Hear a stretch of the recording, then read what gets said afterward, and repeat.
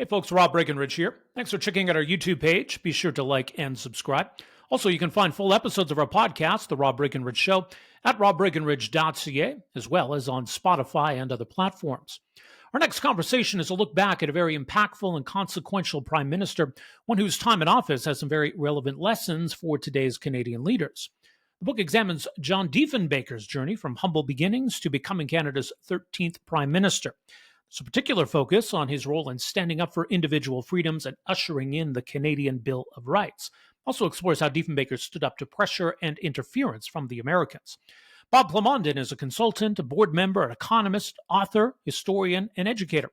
His latest book is entitled Freedom Fighter, John Diefenbaker's Battle for Canadian Liberties and Independence. Here's that conversation.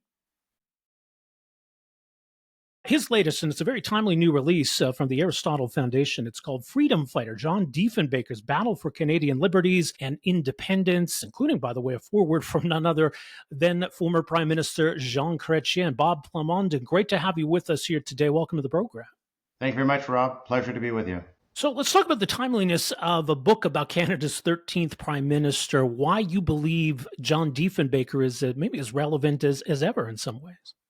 Well, he's more relevant now than when I started to do the research for this book. I certainly didn't expect that a belligerent president of the United States was talking about making Canada a 51st state and, launching a massive trade war against Canada. But, it's timely in the sense that John Diefenbaker always thought about Canadian nationalism and about its independence.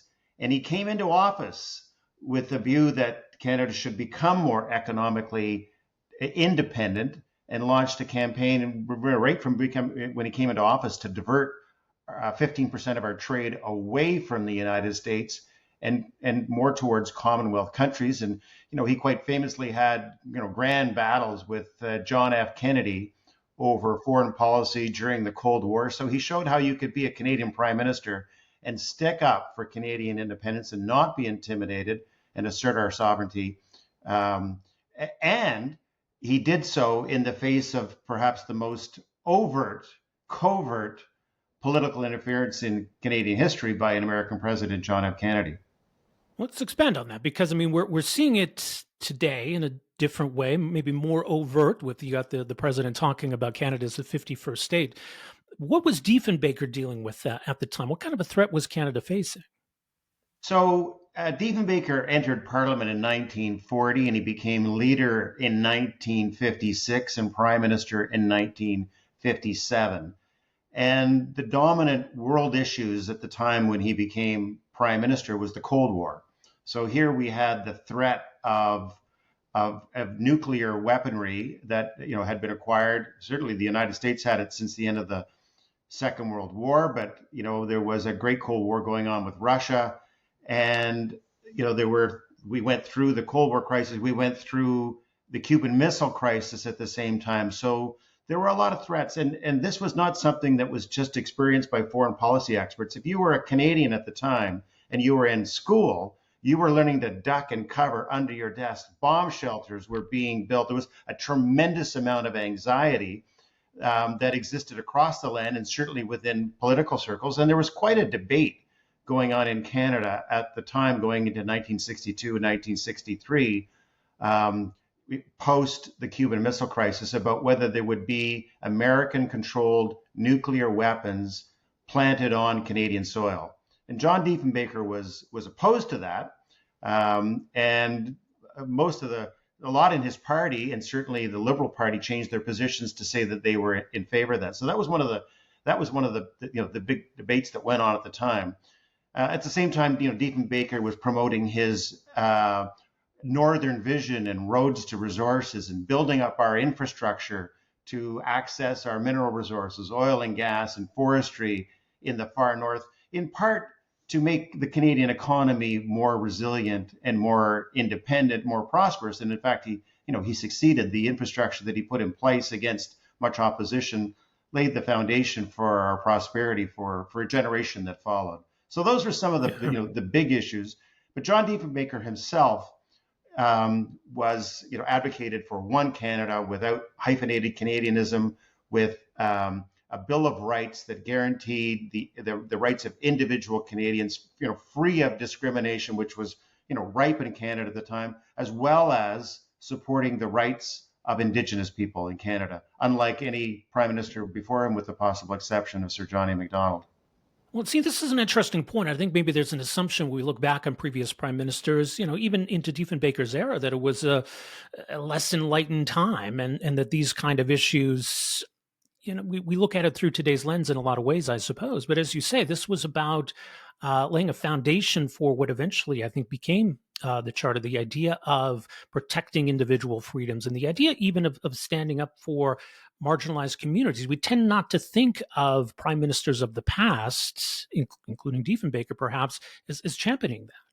Well, I would say it was his leadership that put this on the map for Canadians. We'd gone through 2 world wars, and the rights of individual Canadians had been suppressed, throughout World War II. Certainly people of Japanese and German ancestry. And he had, which was not a political asset at the time, a Germanic surname, John Diefenbaker, that became the first prime minister of neither British nor French heritage, not only to become prime minister, but to serve in cabinet. And throughout his career as a lawyer, he was always defending minorities and supporting minority rights. And he believed that Canada could not achieve its true potential until every Canadian had an opportunity to participate equally in the Canadian dream without discrimination. And so he championed that. It was not something that the Tory party had traditionally stood for, and certainly the elites in the party were, they identified with his message, but they weren't leading with it. And so this led to the 1960 Bill of Rights, which is certainly a precursor to the Charter of Rights and Freedoms. It didn't have the protection of being embedded in the Constitution, but it was a guide, an aspirational guide, and in fact, a guide to the Supreme Court about the laws that were on the books and being proposed, and whether they withstood the test of the Bill of Rights, and that is that they were not discriminatory in nature. What kind of resistance was he encountering then from other parties, even from within his party? What kind of support did he have for that? So I would say he had mild support. There weren't, great objections. There were no, warning signs. I would say that, the academic community dismissed the idea.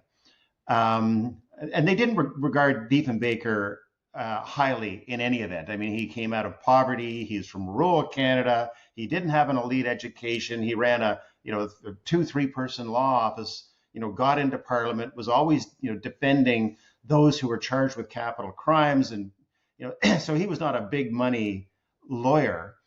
And so they dismissed the Bill of Rights.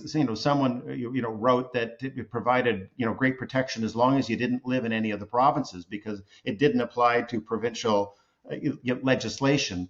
And the Supreme Court at the time, it as a body, it was essentially mitigating in Canada disputes on jurisdiction between federal and provincial level. It didn't have the muscle of having this tool of a Bill of Rights and to be able to adjudicate whether, in fact, there were discriminatory provisions in the law or in how we treated individual Canadians. So this was new. It was conceptual, and it was born out of Diefenbaker's lifetime experience facing discrimination and thought, what we did in the Second World War and the War Measures Act as it existed at the time posed a threat to the rights of individual Canadians. And I think it's only through the Charter and thereafter, when we look at how that developed, that Canadians, I don't even think they give them much credit for it, but historians and those who look at the record will say this was a foundational piece of thinking and work that subsequent governments built upon.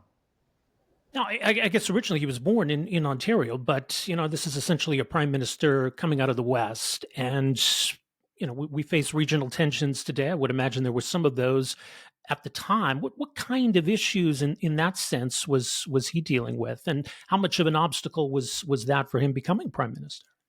So it was, he had run for the leadership on 2 occasions and was beaten badly. He was, not taken seriously. He won on his third trip, and I should add, he had run in 5 federal and provincial elections before ultimately winning in 1940. So imagine you go 0 for 5 and you step up one more time. He gets elected in 1940.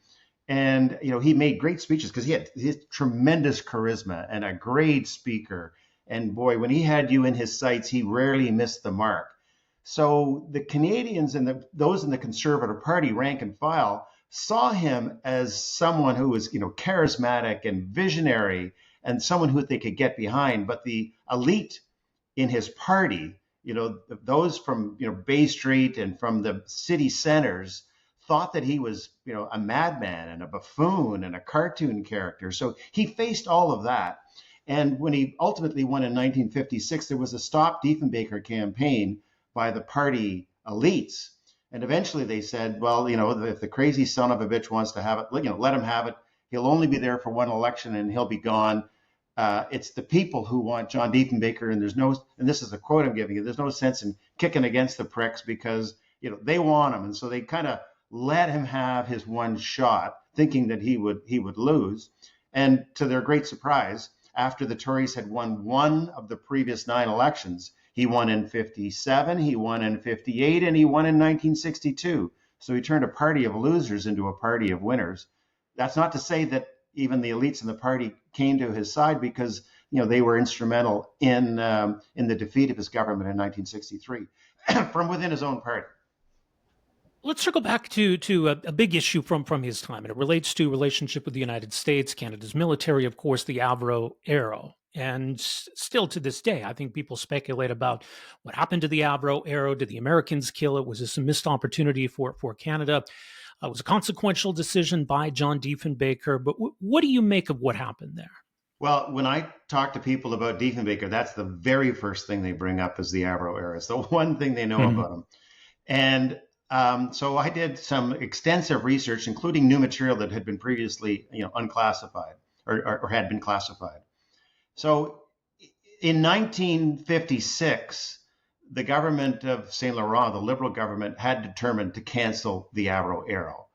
The Defense Department had determined to cancel the Avro Arrow. The Canadian government, the bureaucracy, the Privy Council office had determined to cancel the Avro Arrow. And they didn't go forward with it because they thought it could play poorly into the 1957 election. So they had deferred the decision. So why had they made this conclusion?